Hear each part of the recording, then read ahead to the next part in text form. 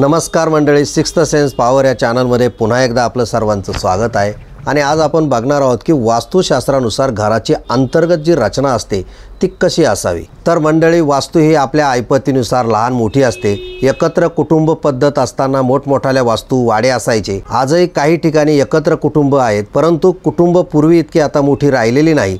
आता आधुनिक घर बांधणीनुसार एकाच इमारतीमध्ये अनेक रूम असतात।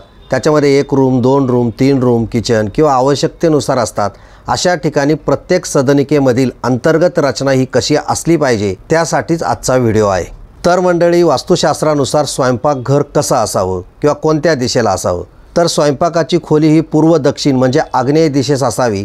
स्वयंपाक करणाऱ्या व्यक्तीचे मुख हे पूर्वेला असावे। विद्युत उपकरणे आग्नेयेस ठेवावी। वॉश बेसिन, कपडे धुण्याची जागा किंवा भांडी घासण्याची जागा ही आग्नेयाला नसावी।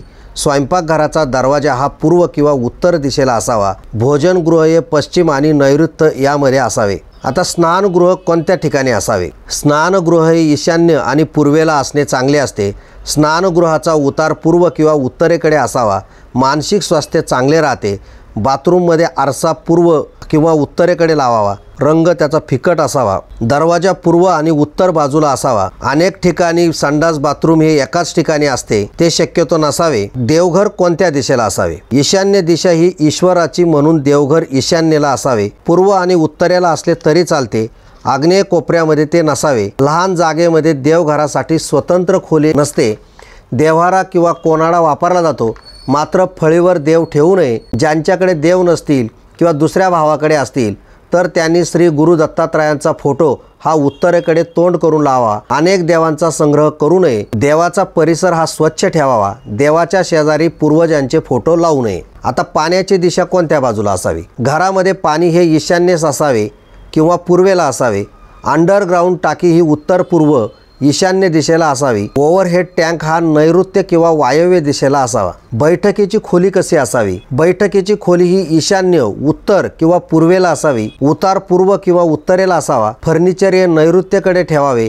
टीव्ही, कॉम्प्युटर, टेलिफोन आग्नेय कोपऱ्यात ठेवावे। आडगळीचे सामान ठेवू नये। आकर्षक मांडणी असावी। ईशान्य कोपऱ्यामध्ये जड सामान ठेवू नये।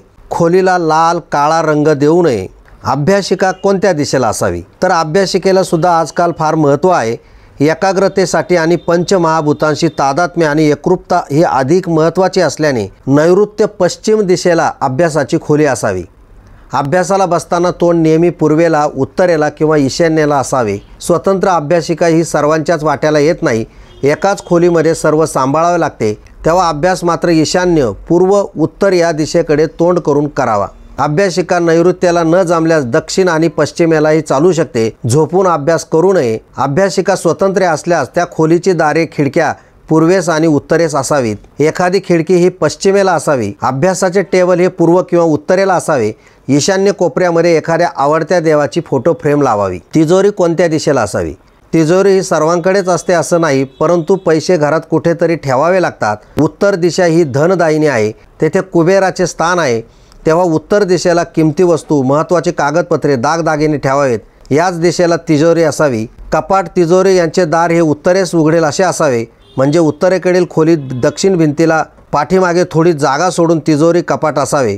तिजोरी, कपाट याला पाय असावे। खोलीला पिवळा रंग असणे चांगले मानले जाते। शौचालय हे वास्तूच्या बाहेर, वास्तूच्या भिंतीला स्पर्श न करता दक्षिण किंवा पश्चिम दिशेला बांधावे।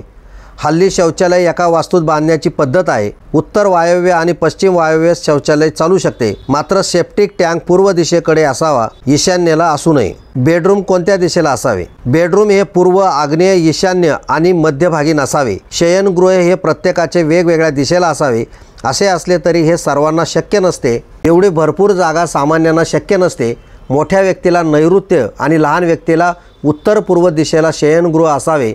मुलांचे, पाहुण्यांचे शयनगृह दक्षिणेस असावे। झोपताना डोके नेहमी दक्षिण किंवा पूर्वेकडे करून झोपावे। उत्तरेला पाय करून झोपावे। केव्हाही दक्षिणेकडे पाय करून झोपू नये। भोजन कक्ष कोणत्या बाजूला असावा? ज्यांच्याकडे मोठी जागा आहे किंवा मोठं कुटुंब आहे, पाहुण्यांची वर्दळ जास्त असते, अशा वास्तूमध्ये याची आवश्यकता असते। भोजन कक्ष हा पश्चिम दिशेला असावा। भोजन घेताना पूर्व किंवा उत्तर दिशेकडे तोंड करून जेवावे। यात उत्तर किंवा पूर्वेला वॉश बेसिन असावे। येथे पिण्याचे पाणी ईशान्य दिशेला ठेवावे। भोजनगृहामध्ये आरसा असावा. आडगळीची खोली ही वास्तूतील नैऋत्य बाजू ही नेहमी जड असावी, तेव्हा आडगळीची खोली नैऋत्येला असावी. आडगळीसाठी जो माळा वापरतात तो नैऋत्येस असावा. तर मंडळी, तुम्हाला हा व्हिडिओ जर आवडला असेल तर नक्की लाईक करा आणि तुम्ही जर नवीन असाल तर सिक्स्थ सेन्स पॉवर हा चॅनल सबस्क्राईब करा. धन्यवाद.